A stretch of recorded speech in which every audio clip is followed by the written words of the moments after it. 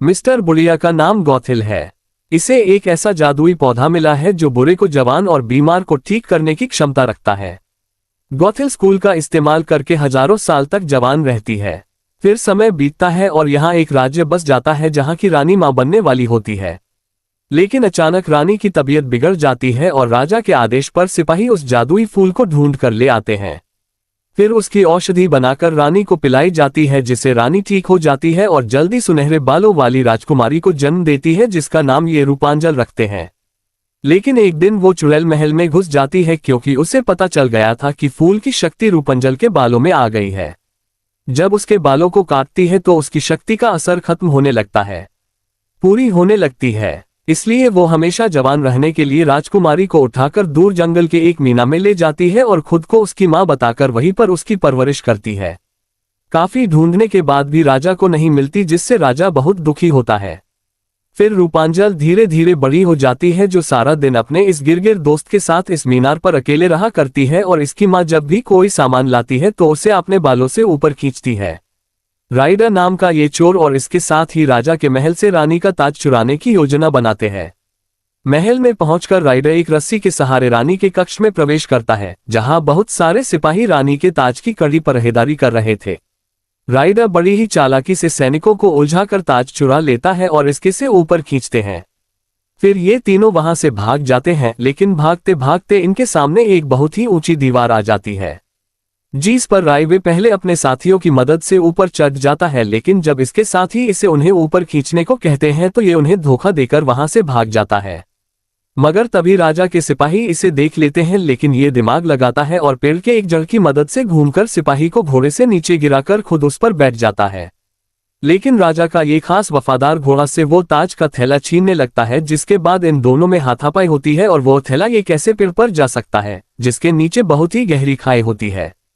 थैला लेने के लिए दोनों एक दूसरे को रोकने लगते हैं, मगर राइडर घोड़े के ऊपर से चलान लगाकर पहले उस थैले तक पहुंच, लेकिन तभी इन दोनों के बाहर से पेड़ टूट जाता है। राइडर और राजा का वफादार घोड़ा लड़ते हुए दोनों खाई में गिर जाते हैं। राइडर जैसे तैसे शाही घोड़े को चकमा देकर और रानी का ताज लेकर वहां से दूर भाग जाता है। तभी उसे सामने एक मीना दिखाई देती है। सैनिकों से बचने के लिए वो उस मीनार पर चढ़ जाता है, लेकिन रूपांचल उसे देखकर डर जाती है। वो पीछे से आकर उसके सर पर तवा मार देती है। फिर राइडर को अलमारी में बंद कर वो कहती है, मैं माँ को बताऊंगा कि मैं अब बड़ी हो गई हूँ और मैं किसी को भी मार सकती हूँ। फिर चुड़ैल गौथे जब वापस आती है तो रूपांजल उसे मीनार से नीचे उतरकर बाहर घूमने जाने को कहती है, लेकिन गौथिल उसे डांटकर मना कर देती है। उसके जाने के बाद रूपांचल राइडर को अपने बालों से बांधकर उससे एक सौदा करती है। वो उसे एक ही शर्त पर छोड़ेगी और ताज भी तभी लौट आएगी जब वो उसे बाहर की दुनिया घुमाएगा। राइडर समझ जाता है कि ये पापा की परी पागल है और कुछ भी कर सकती है, इसलिए समझदारी दिखाते हुए वो उसकी बात मान जाता है।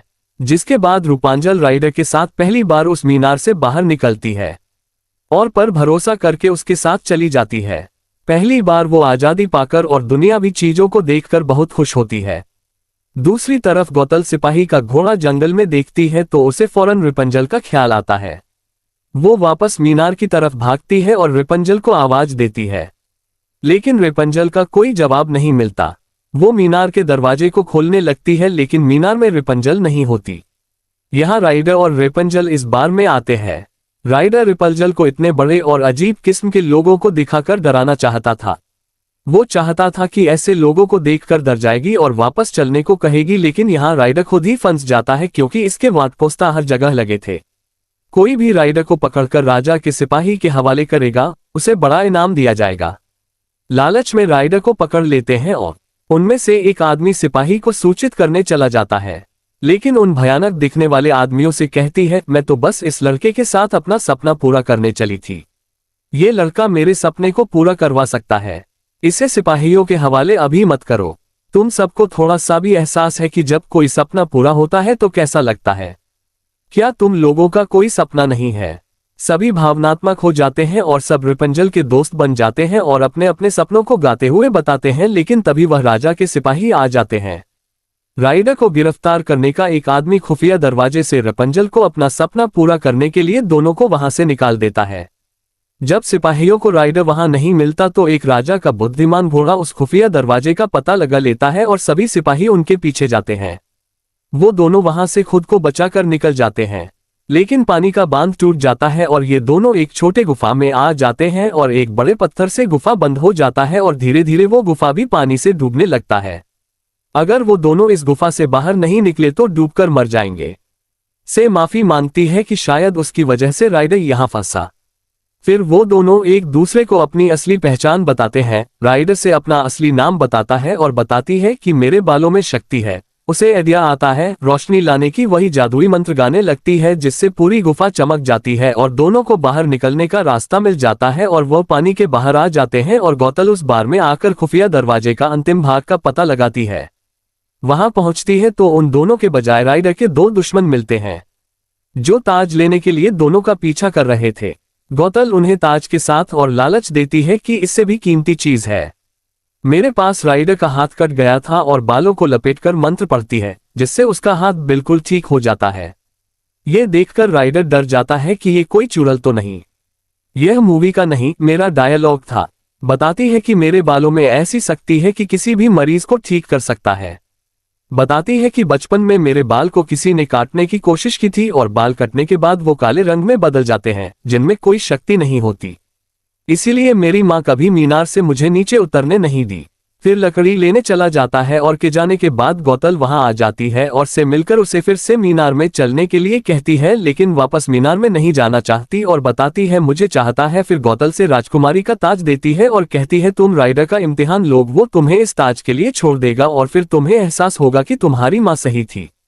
राजा का बुद्धिमान घोड़ा राइडर को पकड़ लेता है और घसीटते हुए ले जाता है। रेपन से फौरन उसे रोकती है और कहती है आज मेरा जन्मदिन है, आज इसे ना पकड़ो। घोड़ा उसकी बात मान जाता है और राइडर घोड़े की दोस्ती हो जाती है। राज्य में आकर बहुत खुश होती है और रात के समय वही लालटेन के आसमानों में जाने का इंतजार करती है जो उसका सपना था। इन्हें करीब से देखना राइडर वो ताज लेकर चला जाता है अपने दोस्तों को देने ताकि उसके बाद वो उनका पीछा ना करे।